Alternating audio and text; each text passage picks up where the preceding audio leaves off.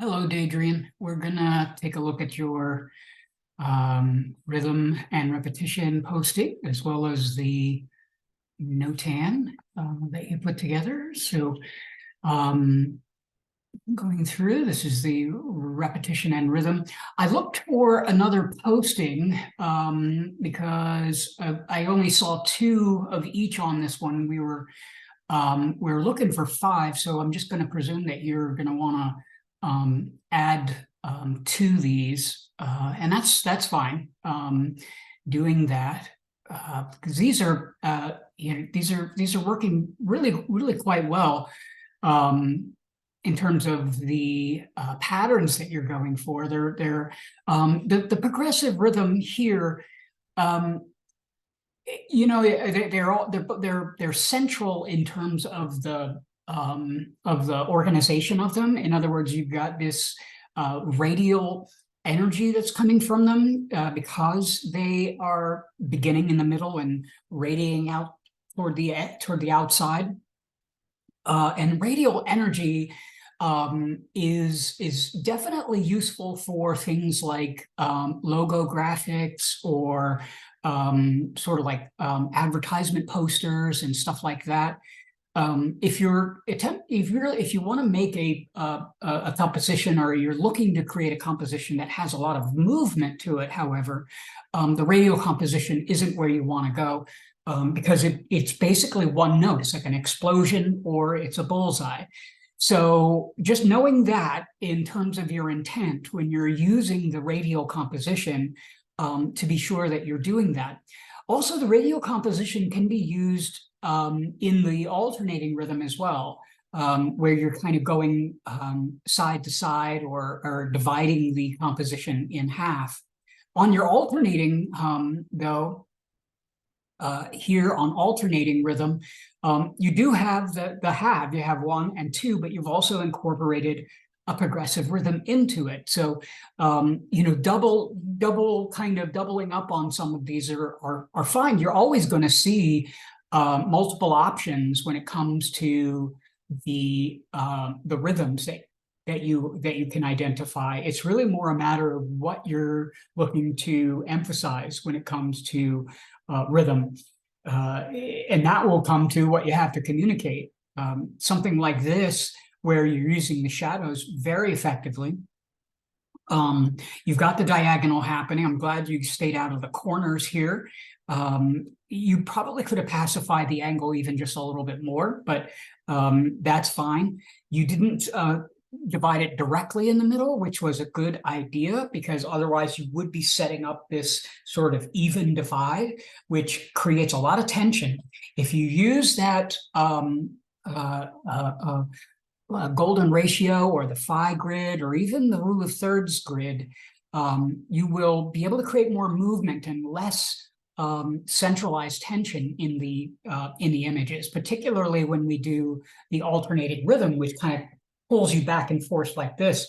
By having it kind of off-centered like that, you kind of have this longer pull, and then it still comes back because of that rhythm you're creating. Now the undulating, it looks like you're still looking for what you're really going for, because you're looking up at the at these. And undulating rhythm, if we want to describe that, it is a pattern. It is something we can identify as a repeating element that has a little bit of predictability to it, as in terms of where things would naturally go next.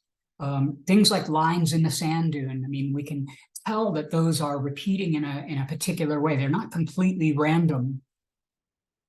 Undulating rhythm tends to happen when we have organic elements that are moving. It is a repeating motif, but the motif can sometimes be less obvious. The rhythm is there, but the motif can be a little bit more ambiguous. So that's what kind of helps you identify what an undulating rhythm kind of is, where the opposite of that would be the dissonant rhythm, where the motif is very identifiable, but the rhythm or the pattern is not. The rhythm is there, but the pattern of that motif is not identifiable. So you have these two sides where, what if the pattern is there, but the motif is not really identifiable? Or what if the motif is identifiable and the pattern is not there? These are two different types of rhythms. The undulating is the one where the motif isn't really as identifiable. It could be some element that is there, but it's not really repeating exactly. This is more of a progressive rhythm that you're setting up here, where it's kind of going down and back up again. It's not quite hitting that, because this is definitely a motif that's happening. I could see this turning into more of an undulating rhythm if we were maybe closer and we were able to create more of an abstraction within this. But the undulating rhythm, think almost like the waving of a flag, the crashing waves in an ocean, sand dunes, stuff like that, waving grass, that kind of stuff. Even the fingerprint itself can be an undulating rhythm that happens. It's hard to identify what that motif is other than just these shapes that are sort of repeating, but it's there. So I think you've got the first two pretty well nailed, but this third one, it seems like you're still fishing around to see exactly what's there. But definitely make sure you're throwing the next 3 of those up there. So let's check out the Notan posting here. Now you were in the lighting class, so you have some experience working with the shadows and thinking about hard shadows and soft shadows and different times of day and so on. And I find it interesting that you chose to use shadow sides rather than cast shadows. Shadows meaning no light, rather than an object casting a shadow or blocking light, and then the result of that blocking light with the shadows. Because shadows is interpreted, a shadow side or a shadow cast. Those are two completely different things there. I think your compositions here this one is pretty interesting only because it's so simple. You've captured the detail fairly well. I think graphically it works pretty well. This one is definitely a more sound composition than this one, because of the business in the background here. This background here is the house just kind of gets in the way of the kind of cleanness and clarity of what it is that you're really looking at. If you were able to get this to be completely soft, maybe that would have helped, or somehow gotten in a position, put yourself somewhere where these lines were more deliberately positioned so that they interacted with the lines of the trees a little bit better. This is a really interesting shape study. It's really kind of the shadows are so soft, though. I mean, I think you're working with shadow because you're in open shade here. But the cast shadow is more of what we were hoping to find here. Here's a little bit more of that, where you're getting in a little bit closer. I think you had oddly enough, because most people had problems with the spaces in between element, and you seem to have been more comfortable with that one, because here you're doing exactly what I talked about in the overview video, and that is allowing elements to sort of engage all 4 of the planes. Now, if you recall back in the lighting class, that was one of the first lessons that we had. Remember where we had the bottles, and I had everybody move one of those bottles so that they were like super, super close and broke the planes on the top and the bottom. And then I said, okay, everybody now make a composition. That was in order to break that plane and create shapes automatically. So that was the introduction to using negative space in that class. And this is exactly the same effect, where you're allowing stuff to break the planes. You're creating spaces. You're creating those shapes. So you found the solution, you found the answer to the puzzle, and that is allowing elements to break the plane, which consequently will create shapes.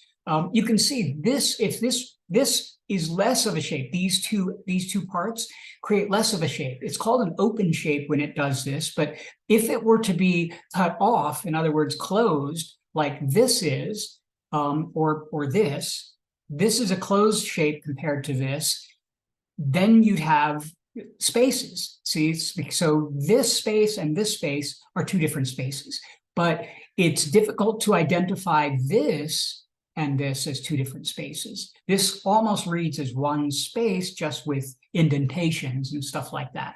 So that's the exploration, and you've managed to kind of get in there and use the edges of the composition very well to do that. This one a little less. You've used the depth of field very, very wisely here, but I'm not really getting the idea of the in and out. It feels mostly like object-based composition.